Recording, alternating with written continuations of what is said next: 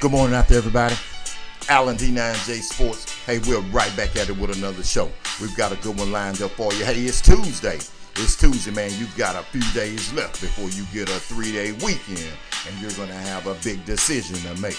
Or you're going to go outside in that Texas heat and light the barbecue pit, or at my age, or you're going to stay inside and stay cool. Me personally, hey, those days have passed. Besides, my tan doesn't need any more work.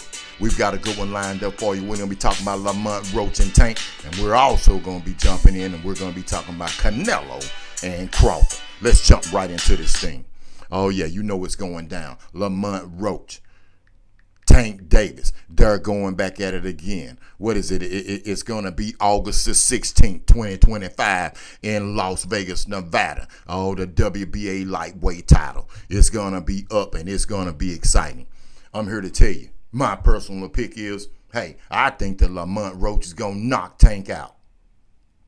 Whoa, stop the presses. I know for all of you Tank fans out there, you're thinking, man, old school, the old head is tripping again. No, I'm not tripping. You know what? Every time I see Tank Davis fight, he waits. He starts slow and he waits, and then he catches a person with a punch and he knocks him out. I already thought that he was going to lose a fight before this, where he starts slow and then he's getting beaten, then he catches a person with a punch. No, this time Lamont Roach ain't having it. The one thing that in boxing, you remember when Mike Tyson and Evander Holyfield fought, and Mike Tyson, you always use those intimidation tactics, and he was winning half of the damn fight before he got in the ring. Remember what Evander Holyfield told him? You can't intimidate somebody who can't be intimidated. And the reason I'm telling you that is because Lamont Roach isn't scared of Tank Davis. They're from the same form. They fought before. And that last fight just gives him more confidence to know, hey, he's not afraid of him. You remember how he was putting them hands on Tank? Yeah, he was putting them on and made Tank go over and want a damn call timeout. You can't. It looked like the damn Charleston White fight when the guy wanted to call timeout. Yeah, I said it. It looked just like that. But this time, he won't have an opportunity to call timeout. Lamont Roach is going to be bringing it to Tank. He going to bring it. And this time, Tank ain't going to have no choice but stand in the pocket. And Lamont Roach is going to give him everything that he needs. Kind of reminds me of when Sugar Shane Mosley kept fighting Vernon Forrest. Sometimes, man, somebody can have your number. And that's what exactly happened in that fight. And you saw Antonio Tarver, if you're old enough, how he done Roy Jones Jr. Now, Roy was at the end of his heyday. I don't want to disrespect Roy because I think Roy is the second or third greatest boxer of all times. Just my opinion behind Floyd Mayweather. Because at one point, you know, he reigned for a long time. But that's what I'm talking about. Tank Davis and no. It won't happen. I don't care how much hype. I don't care if you're a Tank Davis fan. Lamont Roach going to put them hands on Tank Davis. You remember that you heard it here first on D9J Sports. And I'm one of those people. Hey, when I make my prediction, I don't care whether you jump in the comments and you get mad, call me old school or old head. I'm a fan just like you all. I like all of the fighters, but hey, I'm going to pick somebody. You know what I'm saying? So let's keep this thing rolling. Oh, you know the video yesterday stirred up some people when I said that Canelo Alvarez is going to knock out Terence Crawford. Once again, I'm not going to change my pick. Now, I will tell you today what I think Terence Crawford would have to do to win the fight. Terence Crawford is the only thing I think he can do is frustrate Canelo Alvarez to the point where Canelo does something out of character. That's about it. And the reason I say that is because when the bell rings from the first round, I know that Terence Crawford is not going to run from Canelo Alvarez. But let's just keep a couple of things in mind. This is one of those fights where all that running around, he's not. If it goes the distance, they don't give it to Terence Crawford. You know yourself. If it goes the distance, they not going to give it to Terence Bud Crawford. You know why. You know they not going to give it to him. Now, from the very first bell, Terence Crawford going to have to stand in the pocket with Canelo. Shit, the more I think about it, from the first bell, man, when he stands in the pocket with Canelo, both of them speed going to be as fast as it's going to be. Man, I know Terence Bud Crawford got some hands, but man, I'm telling you, Canelo Alvarez is going to be coming back at him. Unlike Errol Spence. Errol Spence wasn't ready to fight. Errol Spence wasn't ready to fight. The first round of the fight, I didn't know who was going to win out of him and Errol Spence. Okay? Now the second round, he caught him with something. Then after that, he whooped his butt. But, man, do you think he's going to have enough power to catch Canelo Alvarez and knock him out? Bivol didn't knock him out. The light heavyweight champion of the world. He didn't knock him out.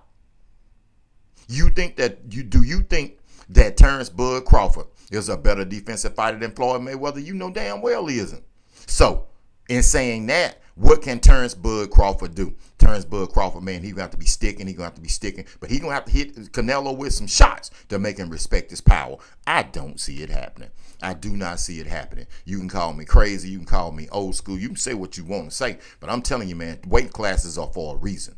They're for a reason. And this dude is going to be standing there and he's going to be throwing and he's going to be exchanging with him. And he's going to be cutting the ring off. And then after a while, man, it ain't going to be nowhere to stick and move to. He's going to have to stand there in the pocket and endure that punishment. Now, you remember what he done to Charlo. Now, I'm not telling you Charlo's no damn Bud Crawford, but we don't know. Because if you look back at their resume, man, hey, man, I'm telling you, man, that's going to make a difference. All of the people that dude has been, Canelo Alvarez has been in there, his resume is a hell of a lot better than Bud Crawford's. I love Bud Crawford. Don't get me wrong. I love Bud Crawford. I think he's a great fighter. Now, but I think those resumes matter, man. Now, the final thing I will tell you about this is that, this fight is bigger than what everybody is not saying, right? Because what it does for me is, okay, when Canelo beats him, doesn't that make Bud Crawford like, don't say anything else about you fans about him being Floyd Mayweather or if he would have beat Floyd Mayweather. The only way that can happen is if Terence Bud Crawford beats Canelo Alvarez in the way that Floyd Mayweather did. And remember, Floyd Mayweather stood in a pocket with him and was giving it to him. Can he do that?